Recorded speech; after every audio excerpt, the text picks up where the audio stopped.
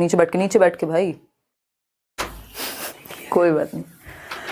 Yes, we are live now. Hello friends, this is Himanshi and welcome to let's learn. Hopefully आप सभी बढ़िया होंगे, मस्त होंगे, जबरदस्त होंगे। और आज शौर्य सिंह हैं पोल की ड्यूटी पर, तो सभी को गुड इवनिंग, नमस्कार, राम राम, सत श्री अकाल, अस्सलाम वालेकुम, what you feel connected with. हम स्टार्ट करेंगे आज का सेशन। थोड़े से हम लेट हैं क्योंकि आज मेरा एक सेमिनार था एक कॉलेज में, और तो आना जाना, फिर ड्राइविंग मुझे खुद से शौक है, तो थोड़ा भागम भाग हो गई। बट ठीक है, छुट्टी हम नहीं करेंगे क्योंकि अभी सीटेट का टाइम है और ये ज़रूरी है कि आप लोगों को हर दिन मेरी शक्ल दिखे। कुछ लोगों को देख के मोटिवेशन मिलता है और फिर जो साथ में काम करते हैं वो एक अलग अप्रोच रहती है। तो ये ज़रूरी है कि क्योंकि रेगुलरिटी बनी रहती है, अगर डेली क्लास हो तो कई लोगों के लिए ज़रूरी हो जाता है कि उनको एक सहारा मिल जाता है, स्कैप फोल्डिंग हो जाती है अगर क्लास डेली हो तो आप लोग आ जाइए भाई। स्टार्ट करेंगे आज का सेशन। कल से अपना 9 बजे, मतलब कल तो संडे है तो हो सकता है मैं ऑफ ही रख दूं क्योंकि लास्ट वीक भी कोई छुट्टी नहीं हो पाई थी, तो संडे को तो एटलीस्ट ऑफ रखेंगे, या फिर संडे वार्ता होगी अगर ऑफ नहीं रखा तो, मतलब क्लास कल नहीं होगी। मंडे से अपना 9 बजे एग्जैक्ट टाइम पे शुरू कर देंगे और मंडे को आपको नोट्स भी मिल जाएंगे और सीडी भी तो हर हालत में मिल जाएगा। आज थोड़ा सा उसमें और काम बाकी है। स्टार्ट करते हैं। चीज़ें बहुत सारी रहती हैं, सिर्फ क्लासेस नहीं है, और इतने सारे काम पाल लिए हैं कि कई बार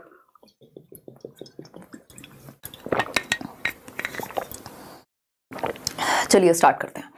फर्स्ट क्वेश्चन आपके सामने। हाँ, मैं बिल्कुल क्षमा चाहती हूँ जितने भी लोगों ने इंतजार किया, परेशान रहे। शेयर कर दीजिएगा उन लोगों तक जो लोग भी डेली सेशन देखते हैं और किसी वजह से नोटिफिकेशन वगैरह अगर ना गया हो तो ये पीडीएफ आपको टेलीग्राम चैनल पर मिल जाएगा, जहां हम लगभग 6 लाख लोग जुड़े हुए हैं। तो किसी भी फेक चैनल से ना जुड़ें। हम आज सिर्फ 15 क्वेश्चन ही करने वाले हैं क्योंकि मुझे पता था कि मैं थोड़ी सी लेट हो जाऊंगी घर पहुंचते पहुंचते। तो देखिएगा निम्नलिखित में से कौन सा, ये हिंदी पेडागॉजी है, पेपर 1 पेपर 2 दोनों के लिए ही आपको ये हेल्प करेगी। हिंदी शिक्षण शास्त्र, लेवल 1 हो आपका या फिर लेवल 2 हो, डजेंट मैटर, क्योंकि टॉपिक्स सेम है, सिलेबस सेम है और ये आपको बहुत ही शॉर्ट नोट्स मिलेंगे। Hindi pedagogy, English pedagogy, maths के तो अभी नहीं बने हैं, और सीडीपी, तो ये 3 सब, और ईवीएस। ऐसा नहीं है कि आप पूरी कोई किताब पढ़ें 250 पेज की, 20, 30, 50 पेज, 50 भी नहीं, इवन 30 पेजेस मैक्सिमम रखेंगे एक सब्जेक्ट के लिए। तो बहुत ही शॉर्ट वे में नोट्स का मतलब ये है वो कंसाइज हो। तो जल्दी ही हम मंडे तक हर हालत में नोट्स आपको मिल जाएंगे। हो सकता है कल अगर शाम तक हो गए तो मैं टेलीग्राम पे सीडीपी के कल शाम तक शेयर कर दूंगी। ये फ्री नोट्स हैं, कुछ देना नहीं है इनको लेके। फर्स्ट क्वेश्चन है डी ऑप्शन, आप आंसर दे रहे हैं। कितने लोग? 83% लोग डी आंसर दे रहे हैं। मतलब अब तो आपकी तैयारी सही चल रही है। अगर 83% लोग श्योर हैं किसी क्वेश्चन को लेके तो मान लेंगे कि सही उत्तर दे रहे हैं आप लोग।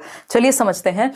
निम्नलिखित में से कौन सा किसी उत्तम पाठ्य पुस्तक यानी एक अच्छी टेक्स्ट बुक, एक बेहतर टेक्स्ट बुक का मूलभूत मानदंड नहीं है, यानी क्राइटेरिया नहीं है एक अच्छी टेक्स्ट बुक का कि वो टेक्स्ट बुक हम बेहतर मानेंगे, इफेक्टिव मानेंगे, अच्छी मानेंगे। कौन सा एक गुण अच्छी टेक्स्ट बुक का नहीं होगा? पहला ऑप्शन है भाषा एवं शब्द भंडार। भाई भाषा और शब्द भंडार अगर सही इस्तेमाल हुआ तो ये अच्छा ही गुण है। एक विषय वस्तु उसकी कैसी है, कंटेंट कैसा है, उसमें इससे भी निर्धारित होगा कि वो पुस्तक अच्छी है कि नहीं है। फिर आता है सी ऑप्शन, शैली एवं योजना। किस लैंग्वेज का कौन सा स्टाइल यूज हुआ है, किस तरह से प्लान्ड चैप्टर्स हैं।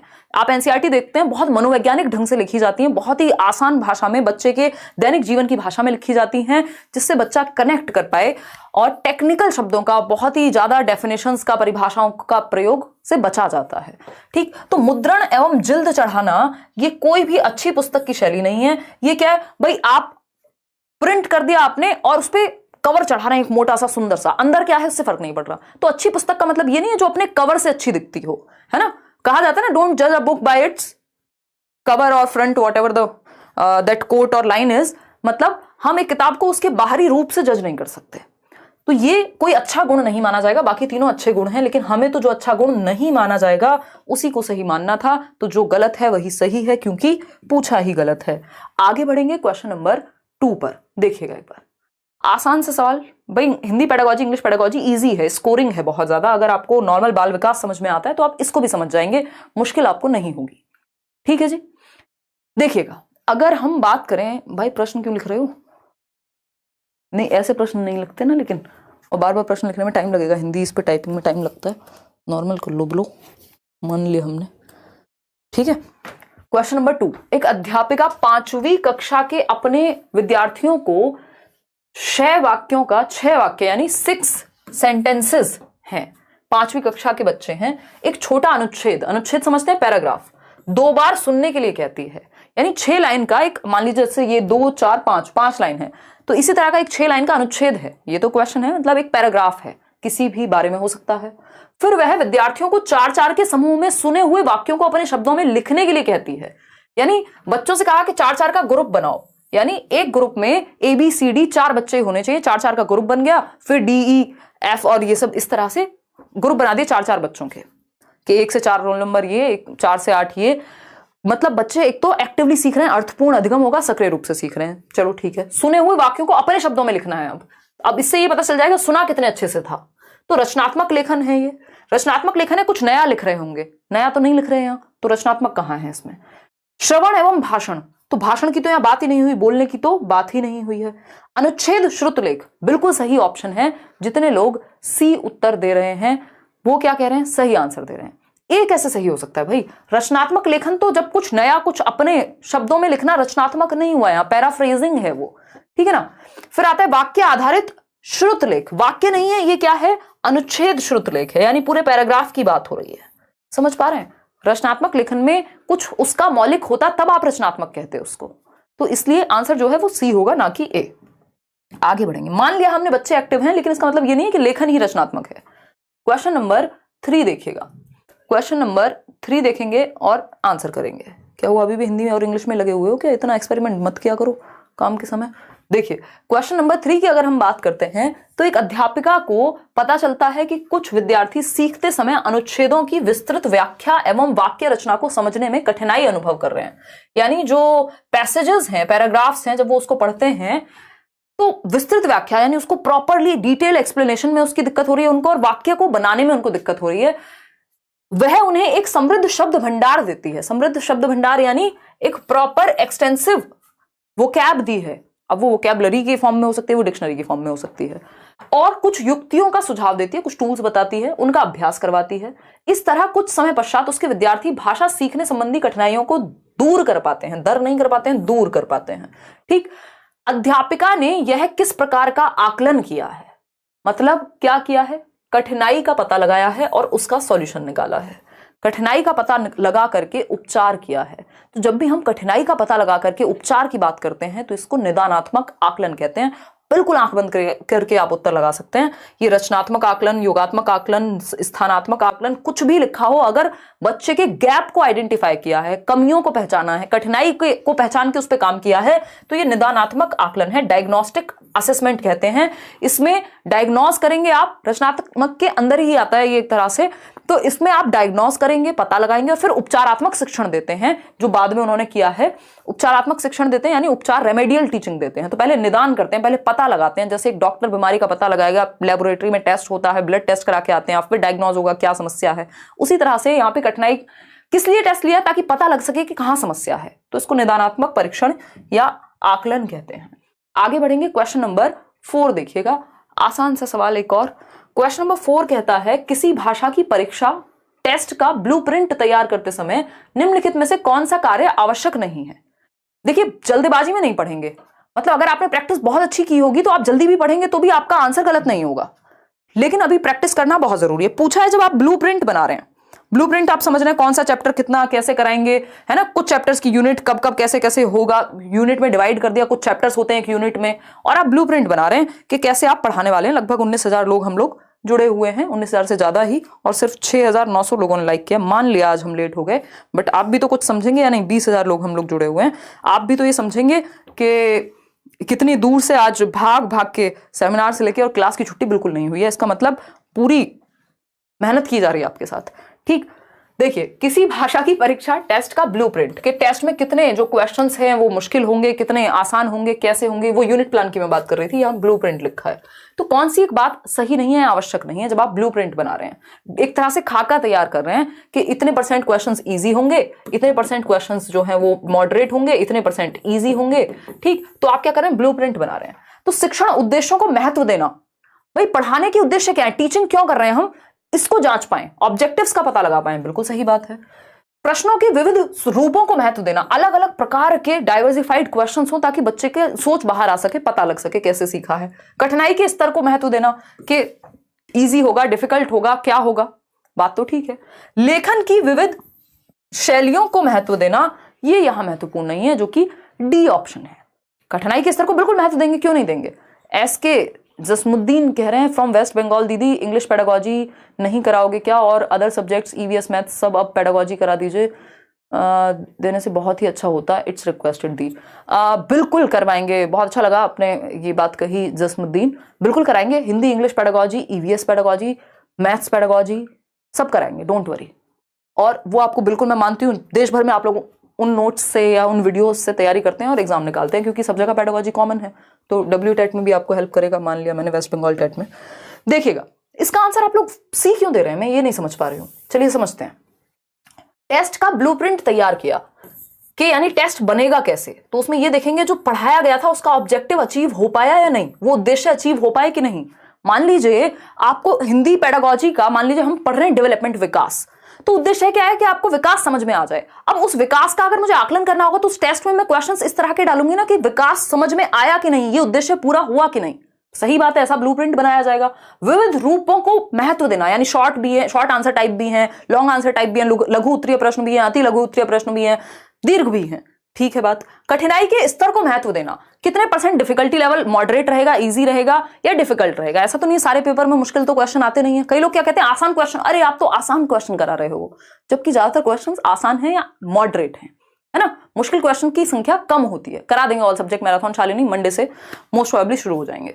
तो कठिनाई के स्तर को महत्व देना सही है, लेकिन लेखन की विविध शैलियों को महत्व देना, यानी क्या हम वहां सुंदरता देख रहे हैं बच्चे की कि कितने सुंदर तरीके से वो लिख रहा है, कितनी बढ़िया शैली है उसकी, ये देखते हैं हम नहीं।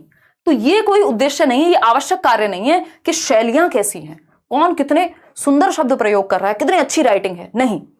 शैलियों का और लेखन ही क्यों। अब अगर आप भाषा की परीक्षा ले रहे हैं तो सिर्फ लेखन क्यों, फिर तो सुबो पाली, यानी 4 कौशल हैं भाषा के। सुबो मतलब सुनना, बोलना, पढ़ना और लिखना, तो इन 4 कौशलों की बात करेंगे हम, सिर्फ लिखने पे क्यों। एक तो शैलियां यहां पे ये जरूरी नहीं है कि कितनी सुंदरता है, कितनी एस्पेक्ट को आपने देखा है लिखने में, वो भी सिर्फ 4 को देखेंगे फिर तो हम। तो इसलिए डी सही है, क्योंकि यही गलत है और पूछा ही गलत है, इसलिए गलत ही सही है। क्वेश्चन नंबर 5 देखिएगा और जवाब दीजिएगा पोल में। क्वेश्चन नंबर 5 कहता है एक शिक्षक शामपट पर यानी ब्लैक बोर्ड पर स्पष्ट लेख में कुछ शब्द लिखता है, यानी एकदम क्लियर हैंडराइटिंग में कुछ लिखा है उन्होंने, और विद्यार्थी उन शब्दों को अपनी अभ्यास पुस्तिका में लिखते हैं, यानी वो जो उनकी नोटबुक है जिसमें वो प्रैक्टिस कर रहे हैं, उन्हीं शब्दों को वो लिख रहे हैं जो बोर्ड पे लिखा गया है। निम्नलिखित में से कौन सी विधि वर्तनी सिखाने की इस तकनीक से मेल खाती है। वर्तनी होती है स्पेलिंग, ठीक, तो स्पेलिंग को सिखाने के लिए कौन सा मेथड सही है। अगर हम बात करें, पहले टीचर ने लिखा, मान लीजिए टीचर ने लिखा कार्य, अब बच्चे देख रहे हैं ब्लैक बोर्ड से और कार्य लिख रहे हैं वैसे ही जैसे टीचर ने लिखा है अपनी अभ्यास पुस्तिका में, तो ये क्या हो गया, क्या बोलेंगे इसको, खेल विधि बोलेंगे। खेल तो यहां हो ही नहीं रहा, अभ्यास विधि बोलेंगे, ऐसा तो हमने कुछ नहीं पढ़ा है ना। ड्रिल तो वो होता है जब आप सेम चीज बार बार रिपीट कराए जा रहे हैं, ऐसी भी बात नहीं हो रही यहां। तो अभ्यास पढ़ के हमें एकदम अपने मन में लालच नहीं ले आना है कि यही उत्तर सही है। प्रतिलेखन विधि या श्रुत लेख विधि, देखिए श्रुत लेख विधि होती है जो सुना जाए, इमला बोलते थे ना उसको, डिक्टेशन जिसको कहते हैं कि टीचर ने बोला और आपने लिख दिया, इसको श्रुत लेख कहते हैं, सुनने से संबंधित है। यहां देख करके लिखना है, यानी जैसा ये लिखा है बिल्कुल सेम आपको रिपीट करना है, इसको प्रतिलेखन कहते हैं। इसको प्रतिलेखन कहते हैं एज इट इज, इसमें गलतियों के चांसेस कम होते हैं, त्रुटियां कम होती हैं। क्यों, या तो आप बुक से देख करके लिख रहे हो या ब्लैक बोर्ड से देख करके लिख रहे हो, तो ये प्रतिलेखन विधि कहलाती है। ठीक है, सी ऑप्शन। आगे बढ़ेंगे क्वेश्चन नंबर 6 पर, देखिएगा एक बार। क्वेश्चन नंबर 6 पर, एक बालक भाषा सीखते समय निम्नलिखित कठिनाई अनुभव करता पाया जाता है। यानी एक बच्चा जो है जब वो भाषा सीख रहा है, लैंग्वेज को लर्न करने की या समझने की कोशिश कर रहा है, तो ये 4 कठिनाइयां हैं जो उसके सामने आती हैं। जल्दबाजी में आंसर मत दीजिएगा, आंसर यहां से निकालना है आपको। ये तो सिर्फ ये तरीका है आसान क्वेश्चन को मुश्किल बनाने का। आजकल भाषा का खेल है, ऑप्शन से मुश्किल बनते हैं क्वेश्चन आसान होते हैं, ऑप्शन इस तरह से दिए जाएंगे कि आप कंफ्यूज हो, बट आपको होना नहीं। अगर आपका कॉन्सेप्ट क्लियर है तो क्यों कंफ्यूज होंगे। ठीक है जी सोनू गोस्वामी, बहुत ही बढ़िया। चलिए खुशी खुशी लाइक शेयर करते रहिए और मस्त तरीके से पढ़िए यार। इस टाइम पे तो एनर्जी एकदम आसमान के ऊपर होनी चाहिए, है ना। देखिएगा,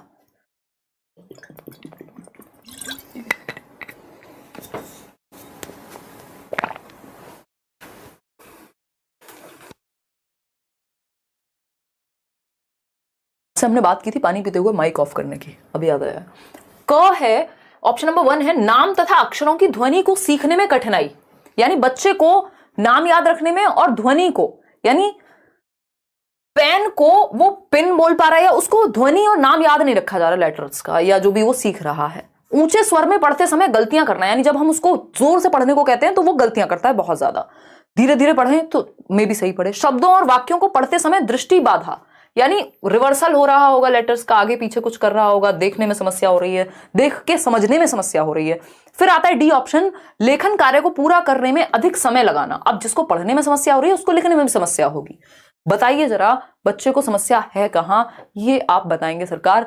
ए ऑप्शन कह रहे हैं 44% लोग और सी ऑप्शन कह रहे हैं 41% लोग। बाकियों को इग्नोर कर देते हैं क्योंकि इनको तो हम काउंट ही क्या करें। ठीक, 44% लोग ए के साथ जा रहे हैं और 41% लोग सी कह रहे हैं, यानी ए और सी में आप लोग कंफ्यूज हैं, ऐसा मुझे फीडबैक मिला आपके इस पोल से। सही बात है। सही क्या होगा खुद सोचिए। राजीव अधिकारी कह रहे हैं मैम फ्रॉम वेस्ट बंगाल, दिसंबर में WB टेट है, इंग्लिश और ईवीएस पेडागोजी बिल्कुल करा देंगे और सीटेट वाले से आपका काम हो जाएगा, डोंट वरी। चलिए देखते हैं, जो आपका एक्स्ट्रा सिलेबस में हो फिर वो कर लेना। देखते हैं, वाचन वैफल्य, लेखन वैफल्य सीखने में अक्षमता या सीखने का भय नहीं है और लेखन वैफल्य नहीं है, क्योंकि लिखने से ज्यादा समस्या कहां है, पढ़ने में है। और जब पढ़ेगा गलत व्यक्ति तो लिखेगा भी गलत, ये बात तो निश्चित है। ठीक है ना, मुख्य प्रॉब्लम लिखने की नहीं है, अधिक समय ले रहा है क्योंकि पढ़ने में ही दिक्कत होती है उसको। वाचन वैफल्य या सीखने में अक्षमता, देखो सीखने में अक्षमता होती है लर्निंग डिसेबिलिटी, लेकिन यहां पर इससे भी ज्यादा प्रिसाइज आंसर है, टू द पॉइंट आंसर दिया हुआ है, जिसको हम डिस्लेक्सिया कहते हैं। वाचन वैकल्य है, वाचन बोलने को कहते हैं। वाचन किसको कहते हैं, बोलने को कहते हैं। पठन वैफल्य भी कह देते हैं, डिस्लेक्सिया के कई नाम है और हिंदी में तो कई नाम आपको मिल ही जाएंगे। वैफल्य, पठन वैफल्य। ठीक, तो हम ये कहेंगे कि ये डिस्लेक्सिया है, ऐसा नहीं है कि सीखने में अक्षमता तो कोई भी हो सकती है। फिर लर्निंग डिसेबिलिटी तो बहुत तरह की है। अगर हमारे पास डायरेक्ट डिस्लेक्सिया का आंसर अवेलेबल है तो हम वो उसे लगाएंगे ना सी की जगह। अगर ये ए नहीं होता तब हम सीखने में अक्षमता लगा सकते थे कि भाई लर्निंग डिसेबिलिटी है। ठीक, LD शब्द किसने दिया था लर्निंग डिसेबिलिटी, बताओ फटाफट, सैमुअल किर्क ने 1960s में। ठीक, आगे बढ़ेंगे, ए ऑप्शन यहां सही है। वाचन, पढ़ने को वाचन भी कहा जाता है, याद रखिएगा। आगे बढ़ेंगे क्वेश्चन नंबर 7। देखिएगा क्वेश्चन नंबर 7 ये कहता है, एक अध्यापिका लखनऊ पर पाठ पढ़ाती हैं। लखनऊ हम सभी को पता है नवाबों का शहर कहा जाता है, या जो भी आप कहना चाहें, बड़े प्यार से वहां की भाषा, अदब की भाषा ऐसा कहा जाता है। मैं चाहूंगी कभी मौका मिलेगा, शायद मेरा एक सेमिनार भी था, मुझे याद नहीं कब था। देखिए मतलब था मीन्स है। एक अध्यापिका लखनऊ पर पाठ पढ़ाती हैं, विद्यार्थियों द्वारा मौन पठन के पश्चात, मौन पठन समझते हैं, साइलेंट रीडिंग, वह उनसे निम्नलिखित प्रश्न करती है। लखनऊ के बारे में कोई पाठ पढ़ाया, कोई चैप्टर पढ़ाया, कोई लेसन पढ़ाया, और उसके बाद जब ये हो गया तो उनको कहा गया कि एक काम करो, आप खुद से पढ़ो ये चैप्टर, मौन पठन करो, साइलेंट रीडिंग करो। साइलेंट रीडिंग में क्या है, पोल आने से पहले ही गायब हो जाता है, क्वेश्चन बाद में। सॉरी, इतनी क्या जल्दी है ब्रो, है नहीं, 3 मिनट बाद होता है, देख रहे हो, सब अपने बचाव में बातें कर रहे हैं। ठीक, तो हम यहां पर टाइम दिया करो पोल लगाने का, कोई दिक्कत वाली बात नहीं है। चलिए देखिएगा, एक बार समझते हैं क्वेश्चन कहता क्या है। अब हम हो गए हैं 25,000 लोग और लाइक करने वालों की संख्या है 11,000। देखिए हमारे यहाँ अगर left hand side is equal to LHS बराबर RHS नहीं होता तो हम जाने नहीं देते लोगों को घर, यहीं पकड़ के बिठा लेते हैं रात को। वैसे ही 10 बज रहे हैं, अब सोच लीजिए आप, हमारे यहाँ ऐसा ही होता है। यस यस यस, चलिएगा, खैर ये हंसी मजाक की बातें आपकी चलती रहेंगी। देखेंगे, अगर मैं बात करूं यहाँ किस चीज की, लखनऊ पे पाठ पढ़ाया, बाद में साइलेंट रीडिंग के लिए कहा। साइलेंट रीडिंग में आपका दिमाग और आपकी आंखें एक्टिव होती हैं, जबान से आप कुछ नहीं बोलते, चुपचाप से पढ़ते हैं और मन में समझने की कोशिश करते हैं। हजरतगंज में शोर क्यों नहीं था, ये एक क्वेश्चन पूछा। लखनऊ को नवाबों का शहर क्यों कहा जाता है, देख रहे हो अंतर्यामी हो गई हूं मैं, पहले ही समझ आ गया था ये सब आएगा। लखनऊ को नवाबों का शहर क्यों कहा जाता है, निम्नलिखित में से कौन सा अ व ब प्रश्नों की प्रकृति को परिभाषित करता है। यानी ये जो प्रश्न है ये पाठ से ही संबंधित हैं और बच्चों को पहले पढ़ाया गया और फिर उनको पढ़ने को कहा गया है, मौन पठन, यानी उनके दिमाग में ये चीज उस चैप्टर से रिलेटेड होगी। इतनी बात सही है या कोई दिक्कत है? देखिए अगर बीएड नहीं किया है तो आप भर नहीं सकते निधि, बीएड करना जरूरी है या कोई टीचिंग ट्रेनिंग। पीजी का तो मार्क्स मैटर ही नहीं करते अगर मैं बात करूं सीटेट की। वैसे आप भर सकते हो क्योंकि राउंड ऑफ में 50% ही है आपका, 49.28 भी। ठीक है साक्षी सिंह, बहुत बढ़िया। 37% लोग ए कह रहे हैं। चलिए समझते हैं। अब ये क्योंकि इस चैप्टर में ही निहित होगा, ये सिंपल याद रखने वाली भी चीज है इसमें कि मौन पठन के पश्चात या किसी चीज के बारे में बताने के पश्चात जब हम प्रश्न कर रहे हैं तो वो उससे संबंधित है, उस पार्ट से संबंधित है।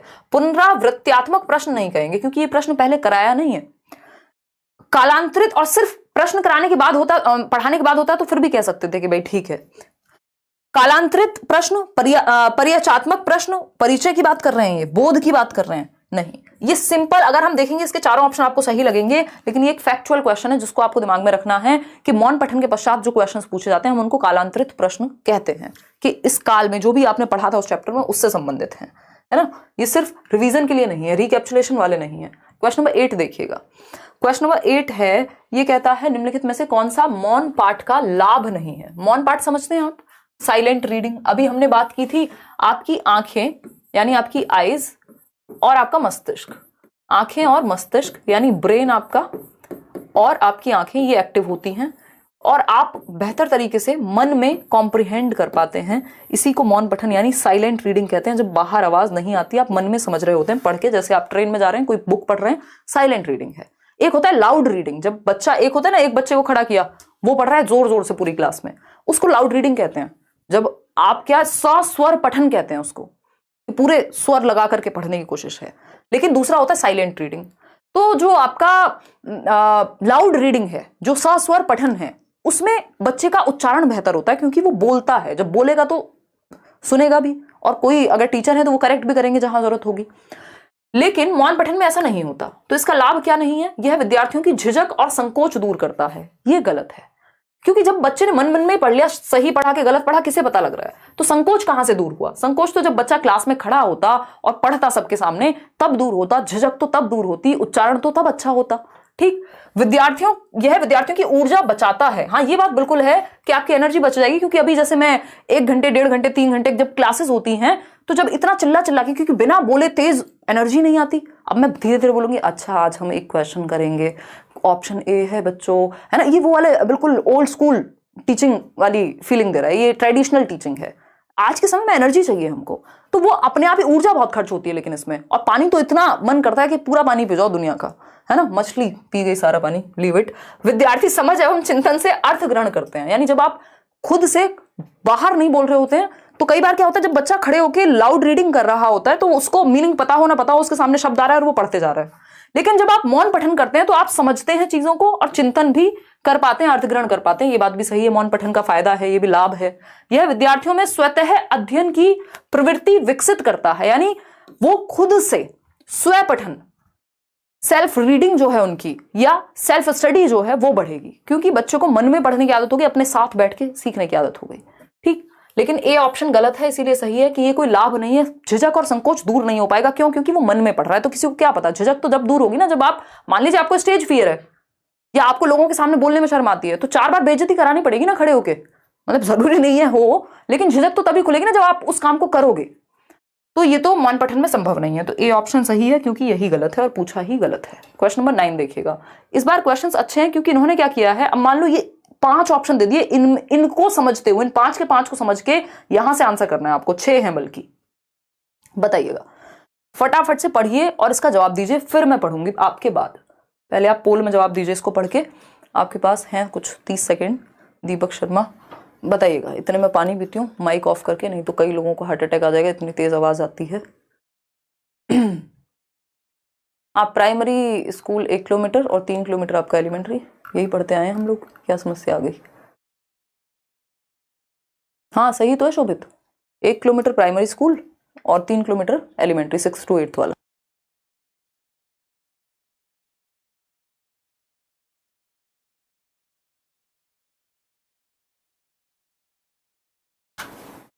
बिल्कुल सही बात है।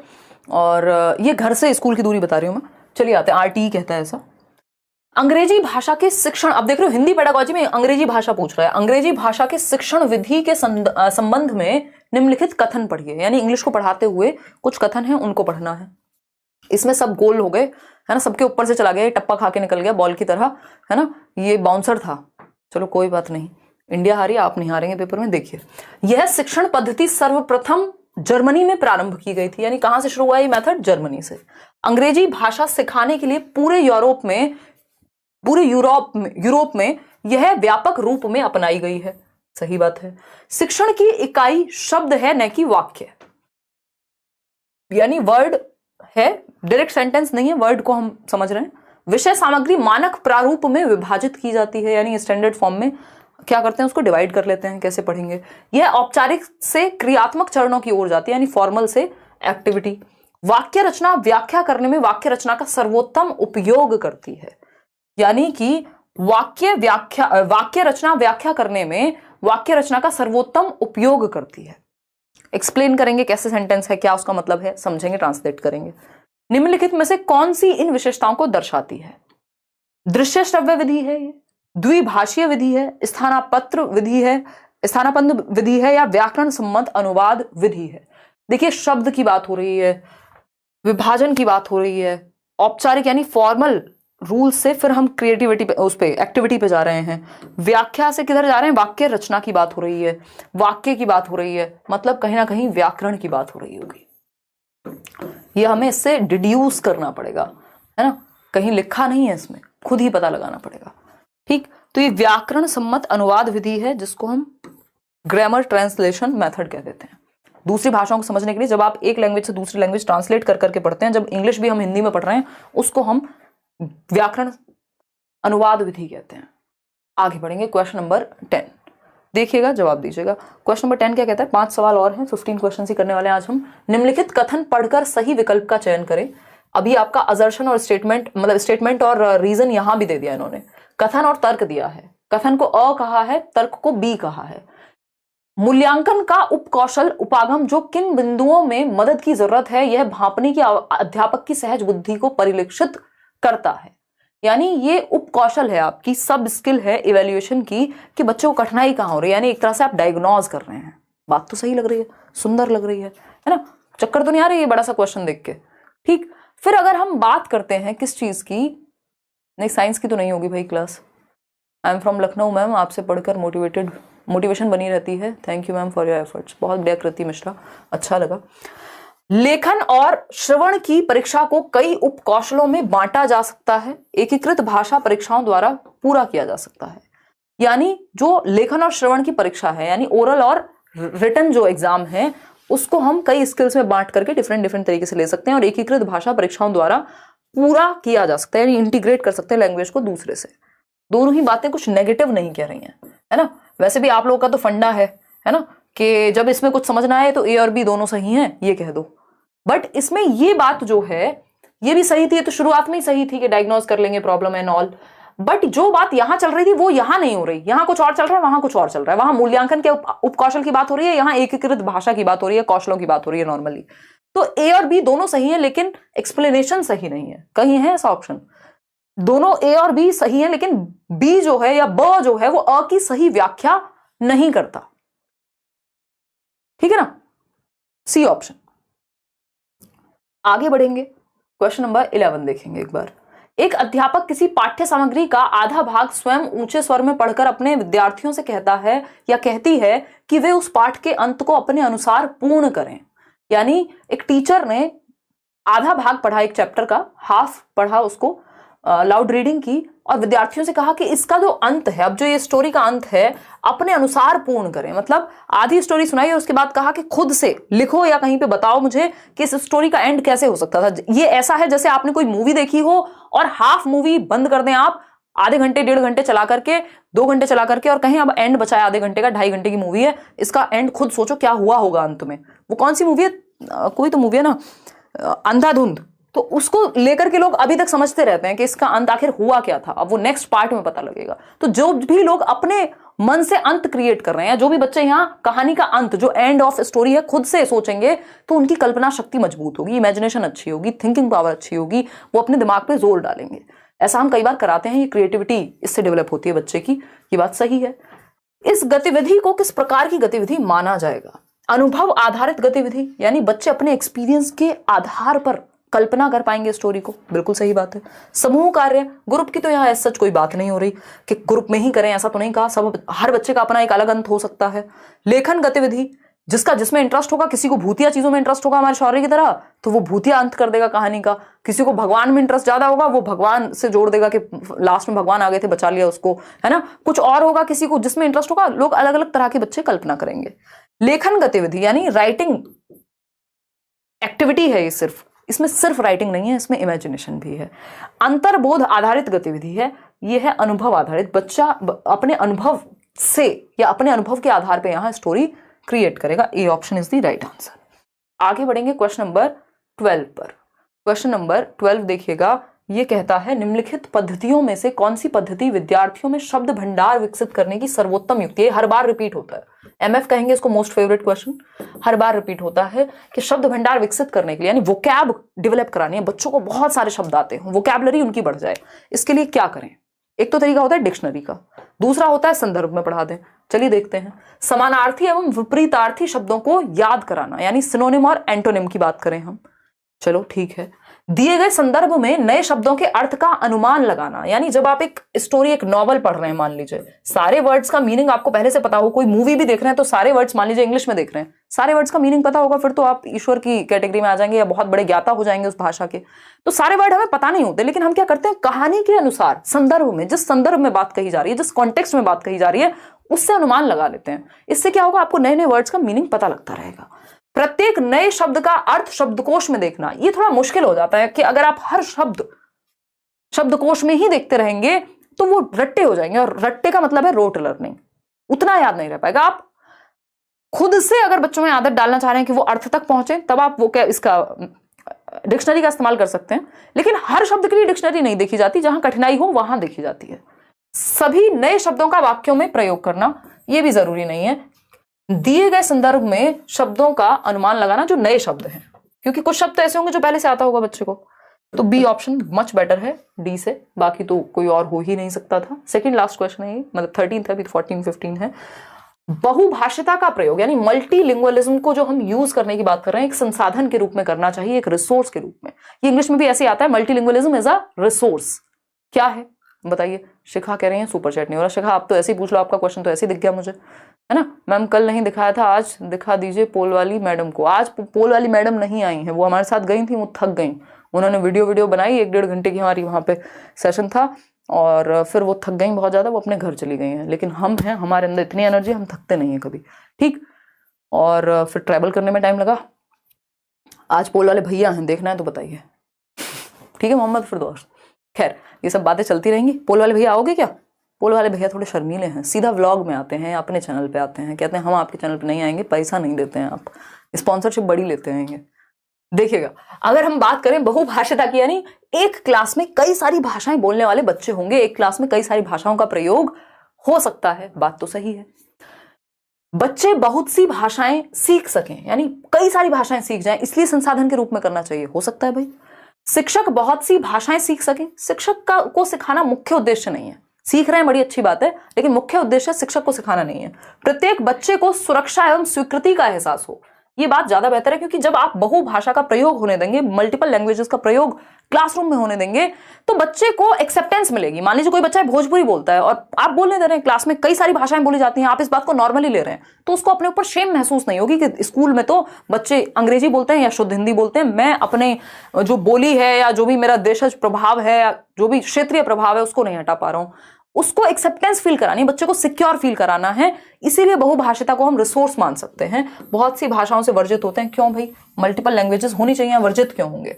ठीक, तो बहुत सी भाषाएं सीखे ना सीखे, लेकिन सबको एक्सेप्टेड फील हो, स्वीकृत फील हो कि सबकी भाषाओं को महत्व दिया जा रहा है। आप देखते हैं कैसे अलग अलग जो पॉलिटिशियंस हैं वो कहीं भी जाते हैं, वो आप देखेंगे आज गुजरात गए हैं तो 4 शब्द बोल देंगे गुजरात के, या बांग्ला मतलब वहां गए हैं वेस्ट बंगाल तो बांग्ला में बोलेंगे, कुछ और बोले, मतलब जहां पे भी जो भाषा चलती है चाहे 2 ही शब्द सीख के चले गए वो, ठीक। तो ये क्या है, उनकी खैर की स्ट्रेटजी हो सकती है, बट सबको एक्सेप्टेड फील कराना मल्टीलिंगुअलिज्म का एक उद्देश्य हो सकता है। क्वेश्चन नंबर 14 देखिएगा, क्वेश्चन नंबर 14 देखिए और जवाब दीजिए। पोल लगा दिए? दिख तो नहीं रहे, बहुत स्लो लगाते हैं आप पोल। हाँ शगुफ्ता मैं समझ सकती हूँ, हल्का सा टिपिकल सेट कहेंगे। हिंदी पेडागोजी शायद ही इतनी मुश्किल कभी आई होगी, क्योंकि इन्होंने क्या किया है, एक ऑप्शन से 4-4 स्टेटमेंट दे दिए, फिर उनमें से भी 4 ऑप्शन चूज करने को दे दिए। तो ये पहला ही सेट है जिसको हम इस तरह से कर रहे हैं, जो मुश्किल सेट कहेंगे, कि जिसमें कुछ क्वेश्चन आपको ऐसे मिलेंगे 2-3 जो सर में दर्द कर सकते हैं। कक्षा में विद्यार्थियों को प्राय कहानी सुनाई जानी चाहिए, यानी हमें कहानी सुनाते रहना चाहिए बच्चों को। क्यों? विद्यार्थियों का मनोरंजन होता है, तो डांस भी करके दिखा दीजिए, सिर्फ कहानी क्यों सुनानी है ना। तो मनोरंजन तो और भी तरीके से हो सकता है, बट ठीक है मान लेते हैं। इससे नैतिक शिक्षा मिलती है, हो सकती है भाई। भाषा को समग्र रूप में प्रस्तुत किया जाता है या कठिन शब्दों का ज्ञान कराया जाता है। देखो कठिन शब्दों के ज्ञान के लिए अलग से लिखवा दो, वोकैबुलरी की प्रैक्टिस करा दो, बहुत तरीके हैं। ठीक, नैतिक शिक्षा के लिए अलग से नैतिक शिक्षा ही पढ़ा दो। यहाँ पे ये बात नहीं हो रही कि कहानी नैतिक है, अलग अलग तरह की कहानियां हैं। मनोरंजन के भी बहुत सारे साधन हैं, लेकिन मुख्य उद्देश्य देखो, यहाँ पे हम कभी बीच बीच में जोक्स क्रैक करते रहते हैं, मैं और आप हंसी मजाक करते रहते हैं। मुख्य उद्देश्य ये है कि आप जोक्स पे ध्यान दें? नहीं, मुख्य उद्देश्य ये है उन जोक्स के माध्यम से थोड़ा मनोरंजन होता रहे, आपका मन लगा रहे क्लास में और हम सीखते रहें। लेकिन मुख्य उद्देश्य ये है कि आप सीखें, आपके पेपर में मार्क्स आए, आपको ये चीज समझ में आए, लेकिन बोरियत के साथ नहीं। ठीक, तो मनोरंजन और बाकी सारी चीजें सेकेंडरी हैं। भाषा को समग्र रूप में प्रस्तुत किया जा सके, यानी कंप्लीट फॉर्म में। कैसे होगा? कहानी के प्रति होता है, कहानी के माध्यम से एक तो उसको नैतिक शिक्षा भी मिल रही है, मनोरंजन भी हो रहा है, नए शब्द भी सीख रहा है, कल्पना भी करेगा, उसकी थिंकिंग प्रोसेस भी अच्छी होगी, कंक्लूजन भी ड्रॉ कर पाएगा, यानी लगभग कंप्लीट फॉर्म में एक स्टोरी के थ्रू आप भाषा सीख सकते हैं। तो सी ऑप्शन। क्वेश्चन नंबर 15 देखिए, आज के लिए आखिरी। भाषा अर्जन का अर्थ है, यानी लैंग्वेज एक्विजिशन, जिसको हम इंग्लिश में कहते हैं अर्जन, और एक होता है भाषा अधिगम। अधिगम है जो आप स्कूल में जाकर के सीख रहे हैं विद एफर्ट एंड प्रैक्टिस, उसको लर्निंग कहते हैं, लैंग्वेज लर्निंग। अर्जन है जो आप अर्जित कर ले रहे हैं। मान लीजिए मेरे आसपास ये 4 पेन पड़े हुए हैं, अब इनको क्या किया मैंने? अर्जित कर लिया। ठीक, एक साथ इकट्ठा कर लिया। मैंने कोई नई स्किल तो सीख नहीं ली दुनिया से अलग, है ना, बस पड़े हुए थे, अपने पास जोड़ लिया, क्योंकि मेरे पास एक क्षमता थी, 2 हाथ थे, मैंने यूज कर लिए। ठीक, अगर मैं बात करूं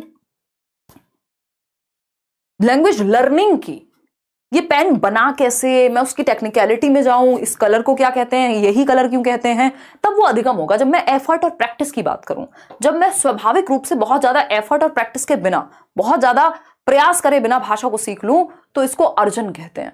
ये नॉम चॉम्स्की ने कहा है कि मनुष्य में आंतरिक क्षमता है भाषा को अर्जित करने की। जब आप देखते हैं एक छोटा सा बच्चा है, 3 साल 4 साल में इतनी तेजी से बोलना सीख जाएगा, क्यों? आप उसको स्कूल लेके गए, कोई किताब पढ़ाई, किसी टीचर के पास लेके गए? नहीं, अपने एनवायरमेंट से अर्जित कर ली। आंतरिक क्षमता है हमारे अंदर भाषा को अर्जित करने की, हमारे अंदर, जिसको कहा जाता है LAD, LAD, language acquisition device, भाषा अर्जन यंत्र। क्या है जी वो भाषा अर्जन यंत्र? भाषा अर्जन यंत्र बेसिकली भाषा को अर्जित करने की क्षमता, एक यंत्र हमारे पास है हाइपोथेटिकली, ऐसा नॉम चॉम्स्की कहते हैं। तो अर्जन का अर्थ क्या है देखते हैं। बी कह रहे हैं 65% लोग। किसी भाषा के व्याकरण के नियम, व्याकरण नहीं है अर्जन, अधिगम में होगा व्याकरण। कहाँ व्याकरण कहाँ सीख रहे हैं? अधिगम में, भाषा अधिगम। जब आप हिंदी स्कूल में जाके सीख रहे हैं और व्याकरण सीख रहे हैं, तब वो अधिगम हो गया। अर्जन में कोई व्याकरण नहीं सिखाई जाती बच्चों को। जब वो बोलना सीखता है, वो अपने एनवायरमेंट से बोलना सीख लेगा, तुतला तुतला के। किसी भाषा को अनौपचारिक परिवेश में, अनजाने में ही सीख लेना, यही सही उत्तर है कि इनफॉर्मली, बिना किसी कॉपी किताब, व्याकरण, टीचर, कुछ भी नहीं, कोई तामझाम नहीं है, बस जिंदगी से सीख गए। बड़े हुए, घर वालों ने बोलना शुरू किया, बड़े क्या हुए, जब से पैदा हुए सब बात कर रहे हैं बच्चे से, उसको नहीं आ रही, लेकिन धीरे धीरे वो अपने आप सीख जाएगा, बिना कुछ उसको अलग से सिखाए। 2 बार गलत बोलेगा, फिर सही भी बोलेगा। तो जब आप अनौपचारिक रूप से या क्या सीख लें, नेचुरली सीख लें, भाषा को नेचुरली सीख लें। कैसे? एक तरह से अचेतन रूप में, ठीक है, सचेतन प्रयास ना करना पड़े आपको। सी ऑप्शन है, किसी भाषा को औपचारिक परिवेश में सिखाना। तो औपचारिक तो फिर स्कूल हो गया, तो इसमें तो लैंग्वेज लर्निंग होगी, अर्जन नहीं होगा, एक्विजिशन नहीं होगा। भाषा के बारे में सीखना तो फिर प्रॉपर, आप तो फिर तो लिंग्विस्ट बन रहे हैं, भाषाविद बन रहे हैं, तो ये भी गलत हो गया। बी ऑप्शन ही सही है। आप लोग सही उत्तर दे रहे हैं, 66% लोग ही दे पा रहे हैं, लेकिन ये सही उत्तर। होपफुली आउट ऑफ 15 आपके 12 से ऊपर नंबर रहे होंगे। अगर 12 से ऊपर हैं तो आप सेफ जोन में महसूस कर सकते हैं, नहीं तो आपको और मेहनत करने की जरूरत है। ठीक है ना। ये सीटेट के बैचेस में एडमिशन अभी भी ओपन है, क्योंकि कुछ ऐसे सब्जेक्ट्स हैं जैसे SST है, साइंस है, या आपको लगता है कि वो रिकॉर्डेड भी हैं इसमें वीडियोस और लाइव भी हैं, तो अगर आपको लगता है कि बैच की बहुत सख्त जरूरत है तो ये आप ले सकते हैं। पेडागोजी स्पेशल उन लोगों के लिए जो सीटेट क्लियर कर चुके हैं, डिटेल में पेडागोजी पढ़ रहे हैं। लाइक शेयर सब्सक्राइब आप कर सकते हैं। इन बैचेस में करियर विल ऐप पे क्लासेस होती है Monday to Friday. Telegram channel है लेट्स लर्न स्क्वाड, जहां आपको या तो कल शाम में नहीं तो परसों नोट्स हर हालत में मिल जाएंगे। टेलीग्राम पे फ्री नोट्स होंगे। आउट ऑफ 15 कितने ठीक हुए वो आप कमेंट करके बताएंगे। Thank you for teaching CDP। मुझे हिंदी समझने में बहुत प्रॉब्लम हो रही है, प्लीज हेल्प मी। इतने कम टाइम में कैसे प्रिपेयर करूं? जर्मन प्रतिभा, अब आप सिर्फ प्रैक्टिस करिए और साथ में जो कुछ सेशन या नोट्स में दूंगी उतना कर लेना, क्योंकि हिंदी पेडागोजी या ये जो है ऐसा नहीं है कि आप नहीं कर सकते। टॉपिक्स कम है, इसका सिलेबस बहुत कम है, और जितना अच्छा हो सके अपने CDP को अच्छा बनाइए ताकि उसके हेल्प से इन सब्जेक्ट्स में, जैसे कि हिंदी है, इंग्लिश है, EVS है, इनकी पेडागोजी में भी आपको हेल्प मिलेगी। ठीक है, नोट्स मिल जाएंगे, और ये मैं अभी कुछ मैराथन सेशन भी लेने वाली हूँ, तो उसमें आपकी ये चीजें कवर हो जाएंगी। चलिए, ध्यान रखिए, कल मिल भी सकते हैं और नहीं भी, दोनों ही बातें, बट पढ़ेंगे नहीं कल हम संडे को। अगर हुआ तो मैं संडे वार्ता कर लूंगी, नहीं तो हो सकता है कल मैं प्योर छुट्टी रख दूं, काफी काम चल रहा है आजकल। मंडे मिलेंगे फिर, अगर संडे वार्ता हुई तो मिल लेंगे, लेकिन पढ़ाई वाली क्लास आपकी 9 बजे नहीं होगी। संडे वार्ता हुई तो 9:30 होगी। ठीक, बाय बाय, टेक केयर। ये रिवाइज कीजिए, सेशन पसंद आया वो लाइक कीजिए। आउट ऑफ 15 क्वेश्चन कितने ठीक हुए? 12 से ऊपर हैं, 12 हैं, बहुत वेल एंड गुड। उससे कम है तो थोड़ा और सोचने की जरूरत है, कमेंट में बता दीजिएगा। टेक केयर, बाय बाय, धन्यवाद आपका।